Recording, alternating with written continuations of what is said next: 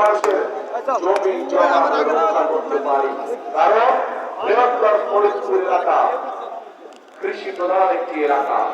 এই এলাকায় পাট শিল্প আছে। যে পাট শিল্পকে যদি আমরা সহযোগিতা করতে পারি, এই পাট শিল্পের সাথে লক্ষ লক্ষ কৃষক ভাইরা জড়িত আছে এবং এই পাট শিল্পকে সহযোগিতা করার মাধ্যমে একদিকে যখন কৃষক ভাইদের সুবিধা হবে, একইভাবে আমরা দেশকেও সামনে নিয়ে যেতে পারবো। এই পাট রপ্তানি করার মাধ্যমে, বিভিন্ন পাটজাত দ্রব্য রপ্তানি করার মাধ্যমে আমরা দেশের বৈদেশিক মুদ্রা অর্জন করতে পারবো।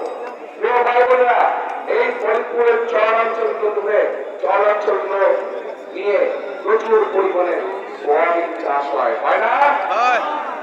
হ্যাঁ, সোয়াবিন চাষ হয় কি? হ্যাঁ না? হয় না? সোয়াবিন চাষ হয় কম হয়। ভুট্টা চাষ হয়, ভুট্টা চাষ। এই ভুট্টা চাষ